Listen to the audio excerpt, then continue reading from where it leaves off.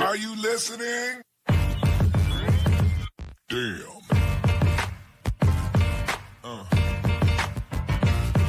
Yeah.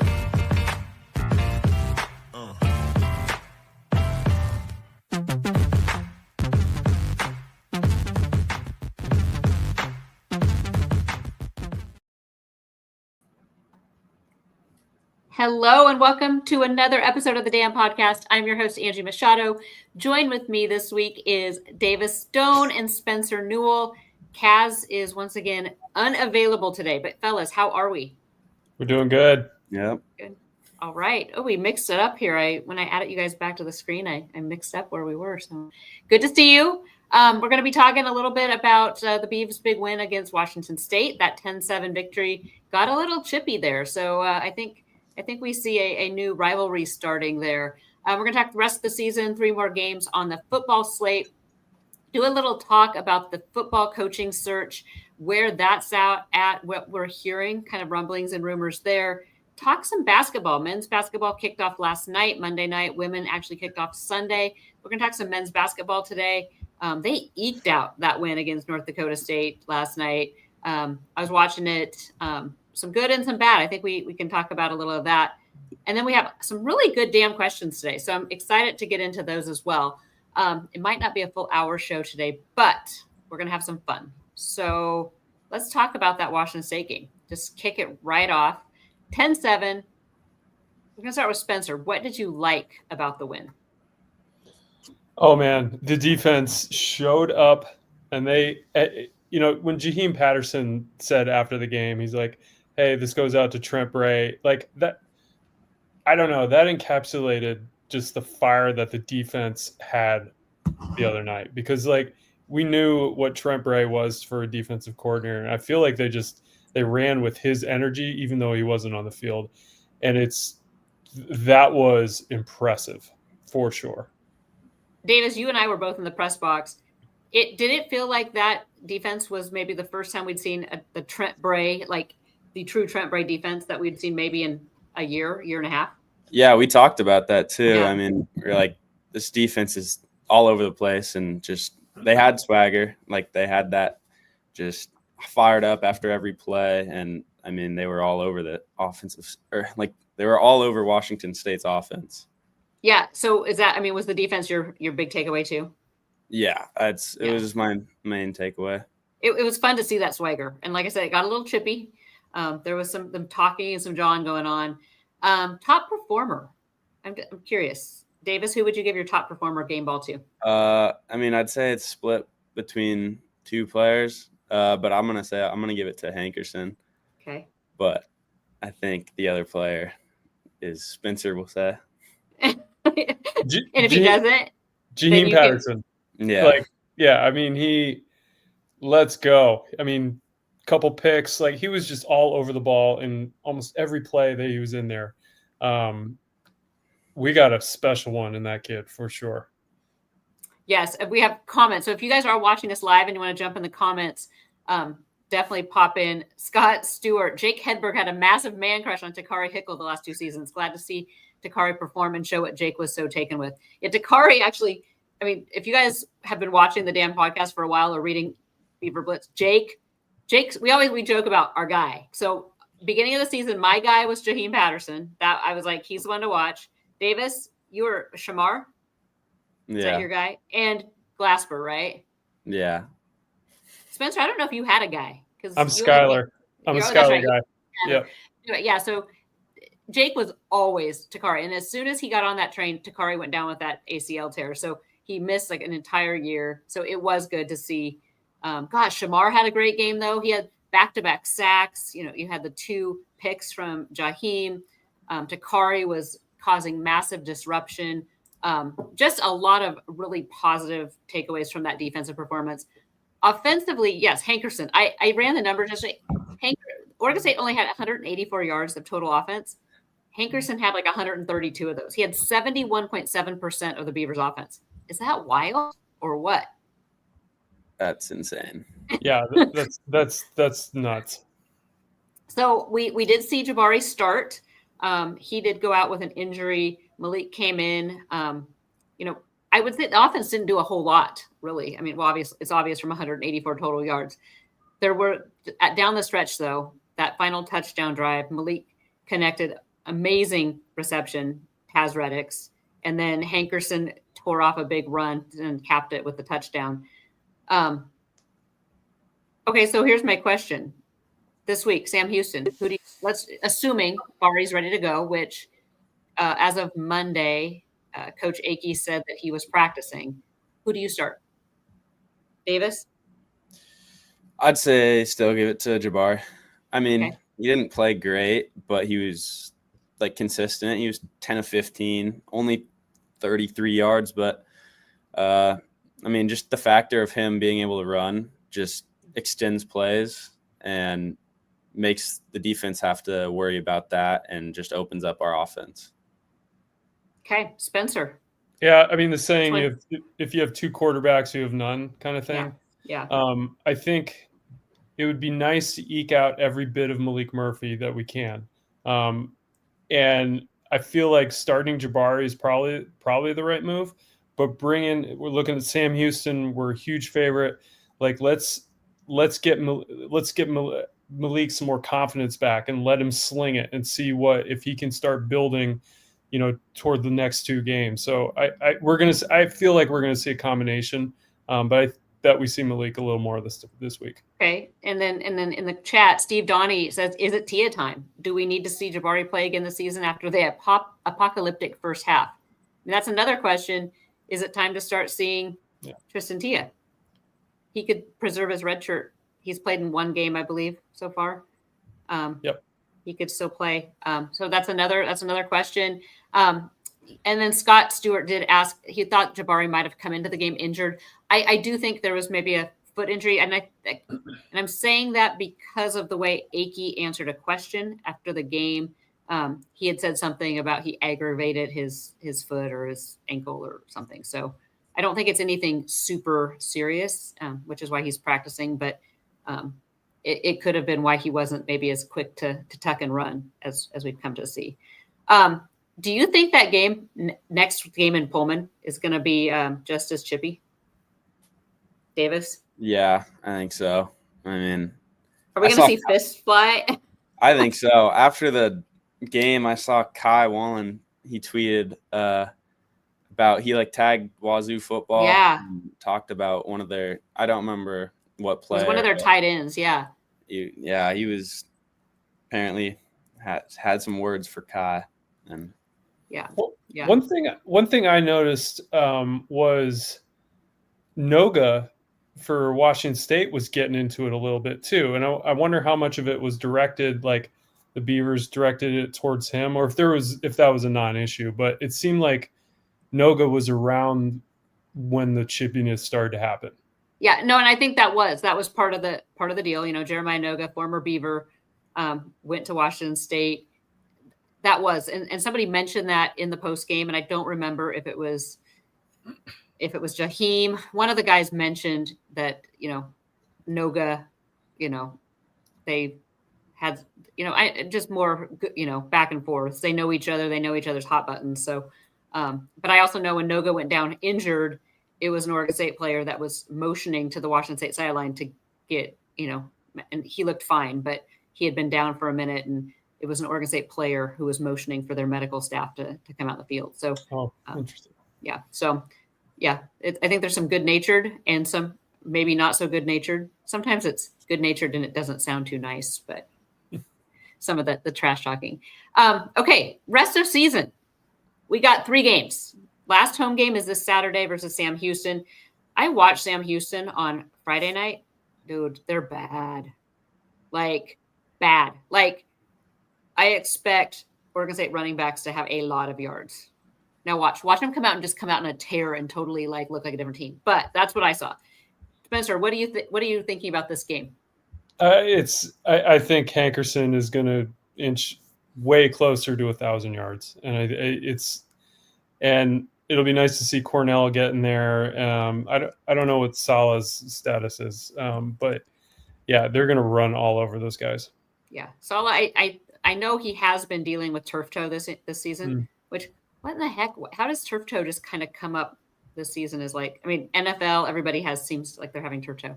Davis, you think this is going to be a big run-heavy offensive day for Oregon State? Yeah, I do. I mean, Sam Houston gives up like 200 yards on the ground each game, and I don't think they're going to be able to stop our running backs. Especially, I think Hankerson could have another 200-yard game. Yeah.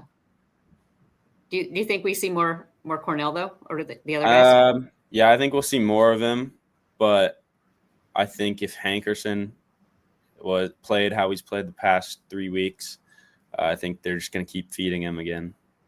Hankerson's one. It's interesting to watch the past couple games, especially. He really is that back that needs to wear down the defense, because he'll start off and I kind of started the game. I looked at Davis. I'm like, we need to see more Cornell. We need to see more Cornell. But as the game went on, and you just saw Hankerson, he'd get nothing, and then he'd drag a couple guys 3 yards, and then he'd drag them 4 yards, and then he busts out a couple big ones. So he is a wear you down kind of back. So Oregon State has Sam Houston this week. Then they go on the road. So they have Tulsa on the road, a bye week, and then Washington State on the road to finish the season. How the WSU and Pullman game is going to be a big one, but how do you guys see the last 3 games? Do you think the Beavs can win out? Do you see them winning 2 or 3? How do you see it working, Spencer? I see him winning obviously this weekend and then at Tulsa. I just don't think Tulsa has what it takes to run with these guys. Yeah. I think the Washington State game is going to be very interesting, and probably, I mean, we showed this weekend that we can get a dogfight with those guys and be just fine. I think, Pullman isn't a huge travel day. It's not like a huge flight or anything.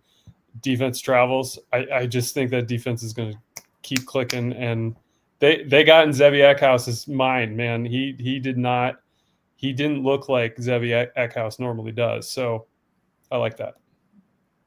Davis, what are your thoughts? Yeah, I think they easily could go 3-0 in these next 3 games. I'd say we're definitely going at least 2-1. I think Sam Houston and Tulsa are marked as wins. I would hope so. But yeah, like Spencer said, at Wazoo, definitely tough. But the way they played, that defense versus their offensive line, they couldn't do anything. Yeah. So just a point, and so Ty Boyce texted me during the game, and he was like, "This pass rush," he's all excited, and but I was looking at Kook Fan, our sister site on 24/7, and they had posted that the 5 guys starting on the offensive line had not been the starters game week 1, and that 2 of those guys were getting their very first start. And Ty is like, "Stop, Machado, stop ruining." And I'm like, "Okay, I'm sorry." My son said the same thing. So game film's going to be interesting because now both teams have game film on each other. Mm-hmm. But like Spencer said, if I'm Ebbhouse, I'm going to be 6 sacks and 6 hurries. That was I don't think I've seen a performance by the defense in a long time against an FBS school that good. It's been a couple years. San Diego State, maybe? Yeah. Last year? Or Colorado. Chatfield. Yeah. Yes, Chatfield had a big game. You're right. Yep. So was that 2 years ago? Yeah. Yeah. DJU. Okay. So that was Smith's last. Yep, you're right. That was that. Yeah. So we hadn't seen it though. We hadn't, like I told you in the press box, we hadn't seen a Bray defense in 2 years. Like it had been since Bray took over as head coach. It felt like it wasn't that swagger, and we saw that. Okay. So rest of the season. So here's a question. Beavs end up 5 wins, 5-7. What are your thoughts? How do you think it'd be a small, slim chance, but do you think there's a chance Oregon State ends up in a at-large bowl game if there's not enough 6-win teams? Go ahead, Dave. I was going to say, if we win out and we're playing good, if they have to grab a team, I think they would be one of the top choices at 5-7. Because they win those 5 games like the end of the season. They're on a roll. Yeah, they're on a total roll. Spencer, any other thoughts? Yeah, I think we're the best 5-7 team in the country. Or if we get to that point. So yes. And doesn't it just see, this is you cannot play the what if game. You cannot, but Oregon State let Fresno slip through their hands. They let Wake Forest slip through their hands. Or Houston slip through their hands. That's the maddening part of this whole thing. maddening. Let's see, I got some comments here. Steve Donnie, Sam Houston and Tulsa seem like perfect games to give Tia and Hatcher reps. Ananda Arasu thinks we're going to win 2 of 3. There we go. So keep the comments coming. But let's talk coaching search, you guys, because it's been kind of quiet, a little quiet. But we got a couple tidbits. I posted these in the lodge the other day or yesterday afternoon. And I keep posting different things. So what I've been told now, all of this is kind of coming through sources I have. I've heard that the committee, so, with Brandon Cooks and Mike Riley, they had a Zoom meeting this past weekend. I don't know if it was Saturday or Sunday. And the thought was that was going to be the search firm kind of presenting candidates for them to consider. So I think we're getting closer to interviews. That's my guess. Let's talk some names that I've been hearing more than others. Brennan Marion, Sac State's head coach. He's that young go-go offense. They put up crazy huge numbers. Jumped around a bunch. He was UNLV's OC for 2 years, and then just took Sac State this year as head coach. Another name, Jamarcus Shepard, OC at Bama. Okay. Young up-and-comer coach. I also, if you haven't been on Beaver Blitz, make sure you check it out, because today I broke down looking at Scott Barnes and who he's hired, kind of looking at his hiring history to kind of give you guys an idea of maybe a glimpse and some clues into what he looks for. So check that out. I left it outside the paywall so all of y'all can watch it. Or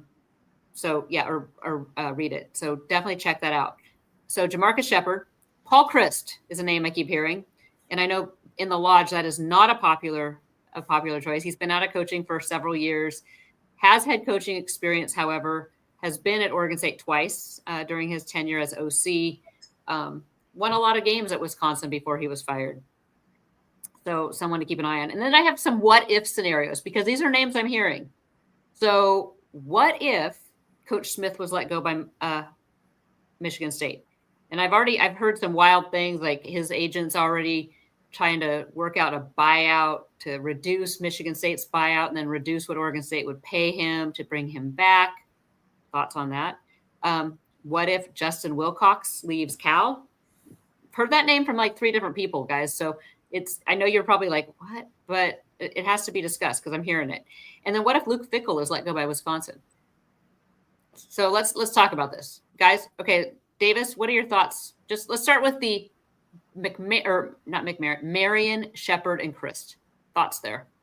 I like Marion and Shepard a lot. I think they're young. From what I've heard, Jamarcus Shepard is a lively, exciting type of coach, and so is Marion. I mean, Sac State has had great marketing the past couple of years. They've had rappers performing at halftime, and that's probably not just him, but him leading the team, and just they're exciting. Yeah. But yeah, I like Jamarcus Shepard. He's had great players underneath him. He had Rome Odunze, Michael Penix, Ryan Williams, and now Ty Simpson's one of the Heisman leaders right now under his offense. And I like those two a lot more than Paul Christ. Spencer, what are your thoughts? Yeah, I'm kind of the same. I feel like Marion and Jamarcus Shepard could just relate with the NIL portion of things a little better than Paul could. Then I don't know Paul. I have friends who know him and they speak so highly of him. Do we need to bring another Wisconsin coach in? I don't know, but that's also kind of beside the point, right? But I also, along with what Davis was saying, Marion, just with that whole cowboy thing, and you could put a marketing plan around that where everyone's got cowboy hats on the first couple of games, and but do you trust Oregon State to actually do a big marketing plan? I mean, I agree, but that's the next question. They have to at some time, at some point to stay relevant. That's the trend right now, and so I would hope for that. Yeah, my thoughts. Somebody else Kyle Wilson in the chat says Sac State isn't very good this year. Not high in Marion, to be honest. Would prefer Vigen at Montana State. That's probably one of my top. I just think just because he'd bring in a program. But I'm going off of, we're going off of vibes right now and who I'm hearing the most of. I have not heard that name now since like the first week. Not to say it's not a possibility. We're just going to talk kind of current, because next week it might be another completely different slate of names. But these are kind of the ones I've been hearing. I think all the names there's pluses and minuses. So Chris would be able to bring in a system. He's been a head coach. He kind of knows the lay of the land. Now, NIL is and transfer portal have been a completely different monster. I am under the same I agree with you too, that I want to see kind of youth and enthusiasm. Oregon State needs buzz right now. We need someone that's going to really dive into this thing with all their energy. Jamarcus Shepard has not been a head coach yet. He's studied under some good ones. So, if he has a plan in place and has great coordinators in mind, I do think part of, Trent Bray's downfall was his inexperience that he brought in at OC and DC. So, if Jamarcus Shepard has an amazing plan in place with some great player or coaches he'd bring in, love it. Brendan Marion. I'm sorry, Marcus McMarion. So I always see Marion and I want to call him McMarion. Brendan Marion, he could bring in some players with him too. You never know that, a la Kirk Signetti, bring in some Sac State players. Yes, Sac State is not great. They've won, I think, 5 games this year, but Sac State, I think they won 3 the year before. It's a commuter school. It's kind of a Portland State. They're really trying to rebrand themselves and try to get student involvement. So, I think they're doing trying their best there with that. There's a lot of energy there. Hello, Digital Dam. He says, give me Smith. Give me Smith. And we've had other comments about no Smith. So let's talk now about the what if scenarios. So Kyle Wilson says Smith coming back would turn me into a Duck fan. There's a lot of sentiment like that, Kyle. So you're not alone. Okay, let's talk what if scenarios, guys. Okay, so if there's Smith has had a disastrous run in East Lansing, 6 straight losses. Their message boards are melting down completely. I've been talking to some of my colleagues with Michigan State, and yeah, they want him gone. Would you take him back, Spencer? No, I don't think it would create the buzz, and he'd already be coming in like with a negative perception, right? And so 2 things: he'd have to rebuild a program, then he'd have to rebuild the perception of him, and let's worry about rebuilding a program, Yeah, because the way he left, like somebody else mentioned, it wasn't like Riley, who left after a couple years, took the NFL job before he came back. The way Smith left was really bad, and he handled that so poorly. Davis, what are your thoughts? Would you take him back? Let's say he comes in and apologizes and says, "I'm so sorry. I really should have never left." I wouldn't take him back. Yeah. Had a shot? Yeah, like the way he left, the way he just gave up onto the team, and then knew he was gone. Yeah, you mean like Arizona going for the fake field goal? Yeah, the entire second half of the season. Yeah, and then the way he left about I didn't mean anything. That place was that place. I just remember he kept referring to Oregon State as that place. You're like, really? Yeah, he was like, it wasn't a hard decision. Yeah. Okay, so we are in agreement. No Smith. You guys know that probably Smith will be the guy just because we're all saying no. Okay, Justin Wilcox. What are your thoughts there? I've always loved Justin Wilcox, and I would be very excited for him to come up here.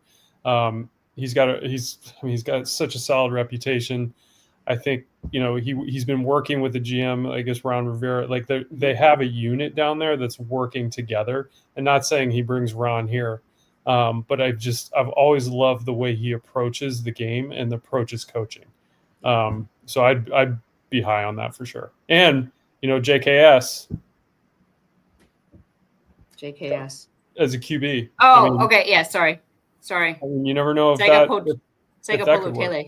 Yeah. Is it? Sorry. Did I say that right? JKS. Yes. Okay. I don't refer. I'm sorry. I was having a blonde moment. I just Sega Polo Tele. Okay, Davis, thoughts on Wilcox? I like him. I think he'd be a good hire. I'd say Does he get people excited though? Because he's not like a personality. no, he's not a personality, but I think he's a really good coach. Yeah. So I think it would be a good hire. I don't know if I'd say he's my top candidate, but I think he's probably the most experienced. So it definitely would be. I'd rather have him than Christ and Fickle. Okay, so let's talk Fickle. Wisconsin's AD has given him a vote of confidence, which a lot of times in the AD world is a kiss of death. They have a really tough remaining schedule left. Thoughts on Fickle? And this would be a long shot candidate, but it's one that I've heard, so I just wanted to toss it out there. I don't know if he brings that spark. Like my wife went to Wisconsin and worked with a team under Barry Alvarez, and like, so I've been watching how Luke is, and he just doesn't have that like over the top kind of thing. It's just kind of dull football in a way. It's not exciting, and I feel like we're the opposite of that right now, and that's where we want to go. Yeah, we need to be the opposite of that. Yeah, Davis, thoughts? Yeah, I agree. I don't think he's what we need. So I'm looking at our comments. Lots of comments here on Wilcox. Just because he was a Duck, he did grow up in Junction City, though. He's an Oregon guy. Oregon's is state of Oregon. People depends who he'd bring as his OC. He has Harsin and Rolo right now, kind of working. And Steve Donnie says no to Rolo. Rolo's a really good offensive coordinator, though. So, I don't know. There's some names. I think at the end of the day, I don't expect anybody to be wowed. I don't think anybody's going to be super excited. I'm sorry. I'm not trying to be a downer. But I do think that the committee as a whole, like I've said before, I like the committee. I like the committee makeup, and hopefully Barnes will listen to their advice. That's my hope there. Okay, let's talk some hoops. Actually, wait, before we go to hoops, is there anybody, this is off topic, or off script, is there anybody that we're not talking about that you think needs to be in the conversation for the coaching search?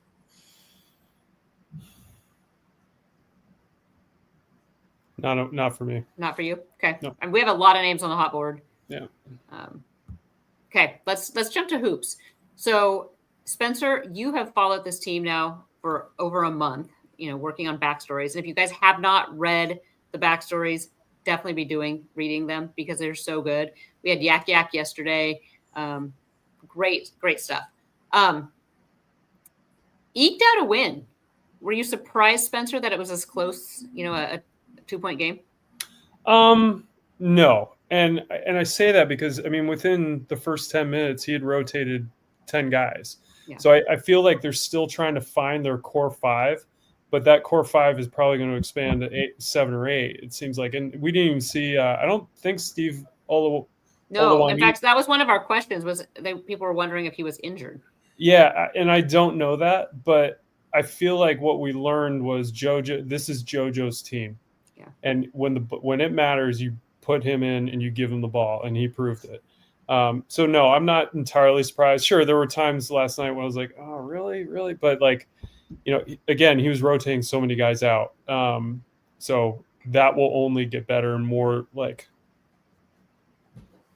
Yeah, these are preseason is kind of practice. That's Mike Montgomery was talking about. This is the time both coaches are kind of testing out different guys, and they've scrimmaged and done some scrimmages, and this is a chance to kind of play against another opponent and figure that out.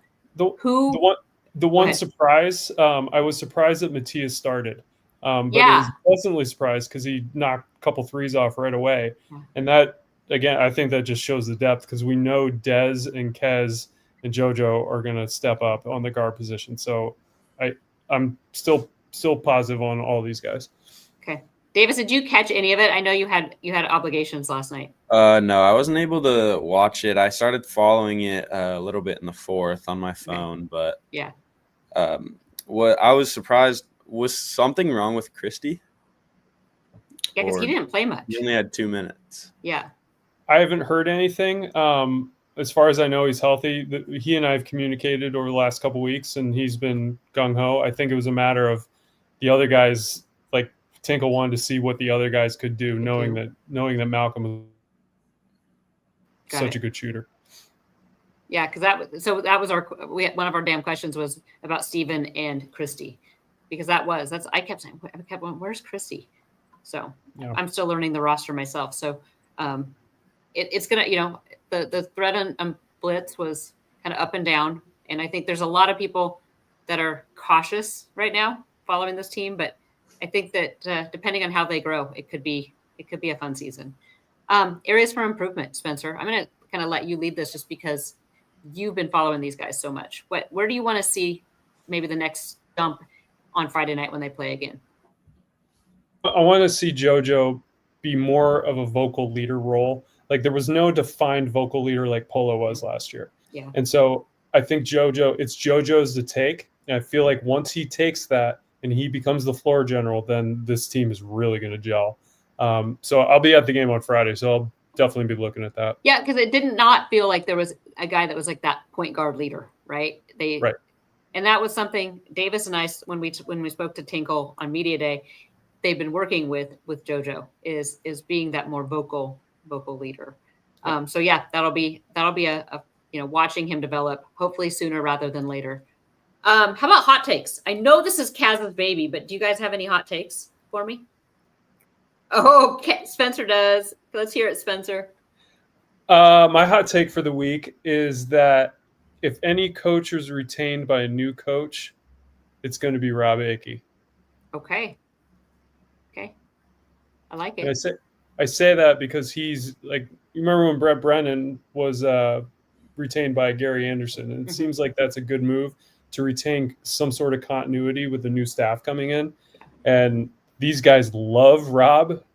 I love Rob. I mean, I think he's just amazing to watch and hear speak. And I feel like if anyone gets retained, it'll be him. He has definitely brought new life to the press conferences, hasn't he? It's been great. Yeah. Davis, how about you? Do you have a hot take? I think Hankerson will rush for 200 yards against Sam Houston. Okay. See, I had that too. I figured he's going to. So, yeah. Okay. So those are good. I don't disagree with you. There's a couple of people on staff I wouldn't mind seeing retained.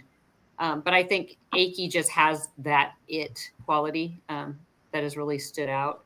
And I agree. Like I said, he has brought new life to at least the media and obviously the team to some level too, although they're still fighting hard for Trent Bray too. So good to see. Okay, we got some questions. Some actually good ones that might take up a little time. So I'm going to jump right in here. Okay. Southern Beef has 3. Basketball. Sounds like a really impressive start in scrimmage play, followed by a lot of struggles in opener. How do you feel about media predictions for our WCC standings?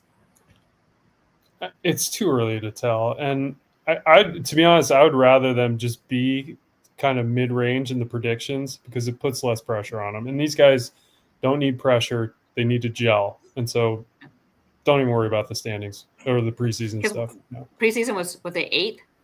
Yeah, 7th or 9th. Yeah, 7th, 8th, something in there. Davis, you got anything to add? No. No. I mean, that's if Smith is fired at Michigan State on a scale of 1 to 10, how likely do you think it is that he both seriously pursues coming back and OSU would hire him back? Say 2. 2 or 3.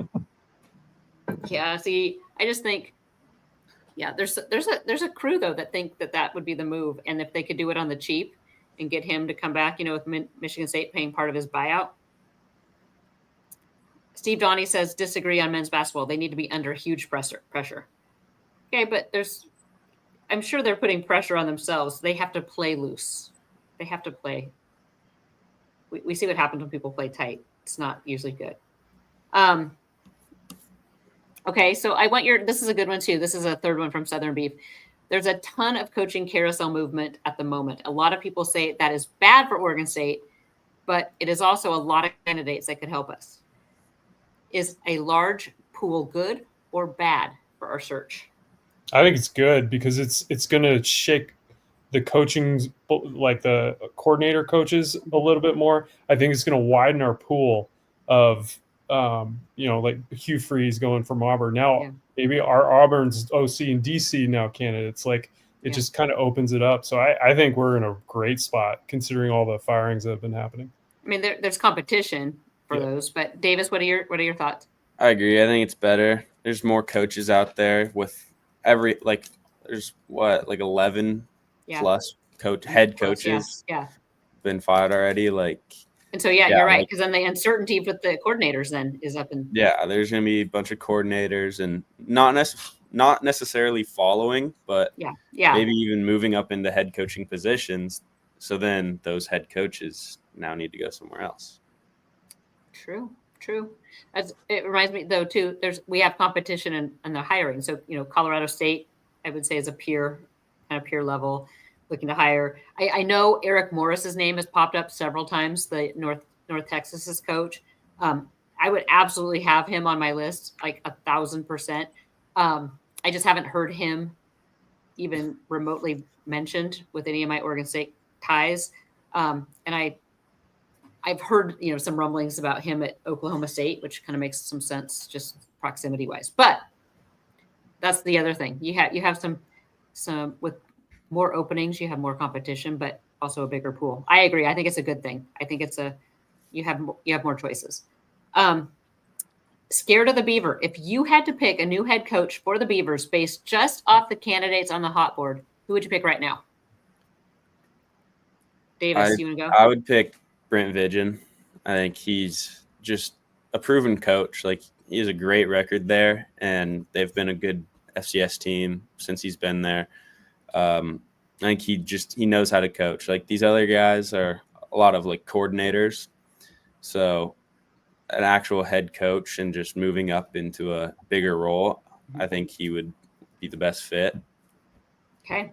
Spencer. Yeah, 100%. I agree with Davis. I feel like what Kurt Signetti's doing is going to help transform how coaches are hired because of what he did. He had 75 guys from JMU come on the team. Yeah. Jimmy Rogers has 50, 60 guys. I feel like for us where we're at, maybe it's a Moneyball perspective, but that's kind of where Beaver Nation is right now. We don't necessarily need the most expensive guy. We need the best fit who's going to set us up, not for next year, but for 5 years down the road when all the realignment stuff comes. So I'm not going to disagree. I think he's probably the closest to the perfect candidate, if there is one. I mean, I think there's always some downfalls, all the candidates have some pluses and minuses. I think he is probably the most solid. But I actually like the idea of Jamarcus Shepard. I just think I like the energy. I like the youth. I like being bold. I think, like I said, depending on what he'd bring in as a staff, I think that could be a really good one. Marion is interesting to me. I don't know what I've watched a little bit. To me, they kind of run an option, the Go-Go's kind of a option-y, but I don't know.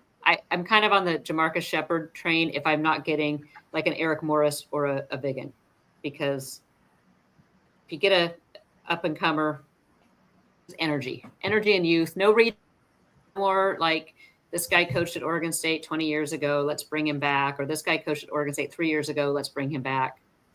We don't need it gets tiresome. I think this whole, we need someone with Beaver ties or Oregon State ties. And that story is great. And I was really hoping that this last staff was going to be the dream scenario. But I think it's time to go outside the whole Beaver family and get some different perspective. That's my, let's see, OSU Dub. Oh, he was asking if we could somehow get a tour of the press box for him. We'll try to do that at some point. I don't know when we're going to get a sneak peek in there, but I will do that at some point. I will get you you guys take in a little tour of the press box. It's not super exciting. It's not like you're missing out on luxury suites or anything like that. Davis, you've been in the press box. It's pretty white. It's pretty stark. Mm-hmm. It's nice. Yeah, it works. Yeah, I don't think you guys are missing like too Yeah. much crazy features.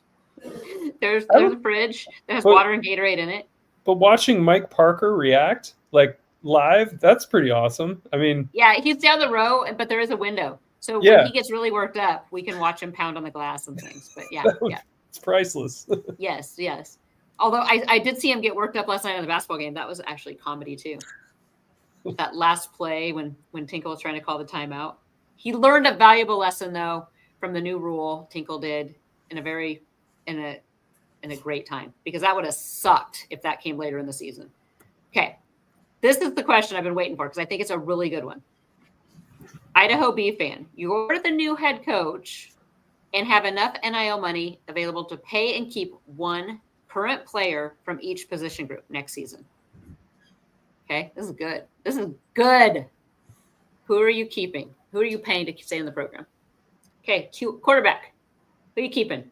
You keeping Tia? You keeping Malik? You keeping Guttridge? You keeping Jabari? Davis, you get to go first on this one. I'd say probably Tia. I think I don't know. I'd say it's between him and Jabari, but I'm leaning Tia just because we haven't, in the two or three games we've seen him, Jabari, he hasn't shown like anything amazing. And I think Tia is he's 2 years younger than him. Well, technically one, because Jabari redshirted, but yeah, I'd say Tia. Tia, okay. Spencer, who you keeping? 100% Tia. Because next year you bring in maybe a portal guy to help bring him along and come in with that, like, hey, you're here to help bring Tia along. So, yeah. Okay. Running back, who you keeping? Am I going first again? No, we'll let Spencer go first this one. Cornell. Got to go with my man, Cornell. Yeah, same. Yeah, I'd say it's between Cornell and Sala. I'm a big Sala believer, but Cornell's just been playing so good this season.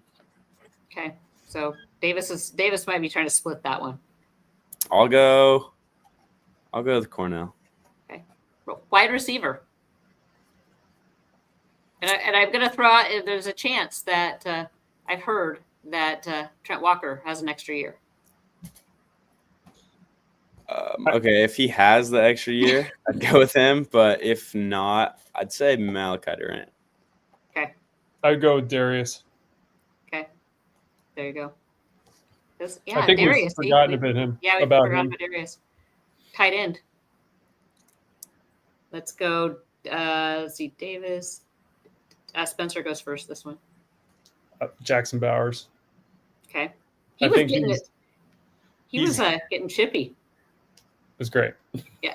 Okay, Davis. Yeah, I think I agree with that. Gonna keep Bowers. Okay. O-line. Who are you keeping at O-line?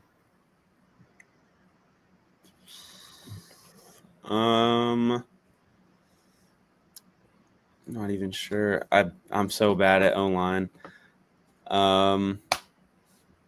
You keep like an experience like a Jacob Strand. I think you'd have to. Yeah. Keep someone, just a leader in the group. Okay. Who are you keeping, Spencer? Jacob Strand. Just that you build around him.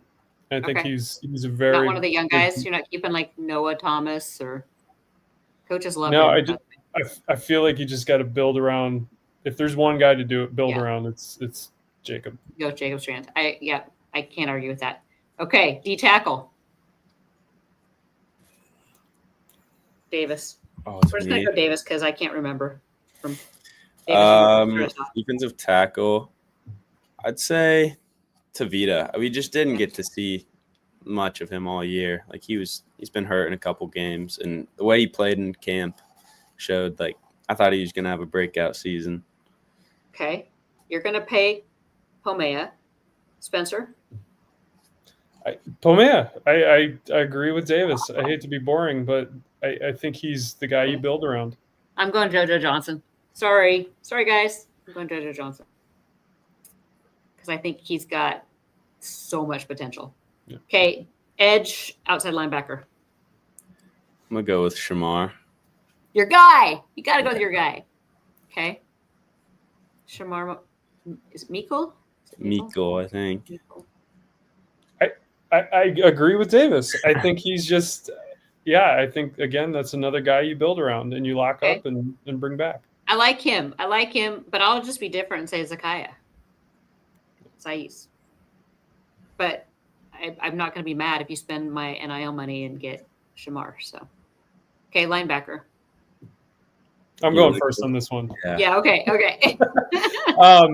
mean, Jaheim. Let's go, Jaheim. He's. Okay. But then Jaheim's not a linebacker, so you can actually like. Keep I forget about that. Yeah, that's right. I'd have to go. Well, how many? What year is Dexter? He's a sophomore. Yeah, sophomore. Dexter. Okay, Dexter Foster. Yeah, I'd say Dexter. Yeah. Him and Rajon. Yeah, but Rajon's a senior. But he has one more year. Redshirt, right? Yeah. He can redshirt this year, yeah. So would you go? I'd say Dexter, though. I'd still say Dexter. Okay. Yeah, I mean, both those guys. You can't go wrong. Corner.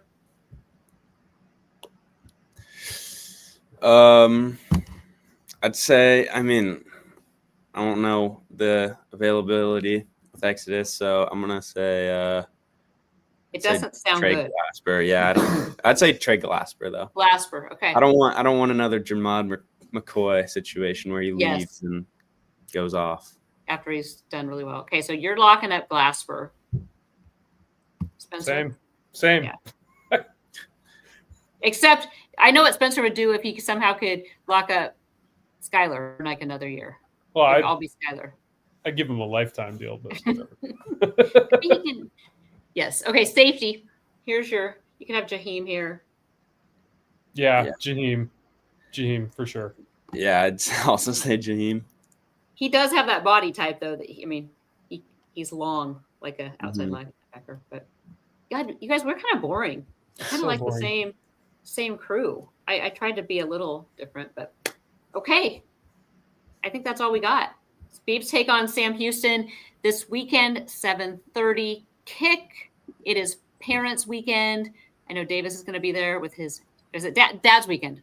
Is it Dad's Weekend, Davis? It's like they call it Parents Weekend, but it's Dad's Weekend. Dad's Weekend. Okay, that's what I have some of these friends that have girls and they call it Parents Weekend because they all go, but I think it's Dad's Weekend.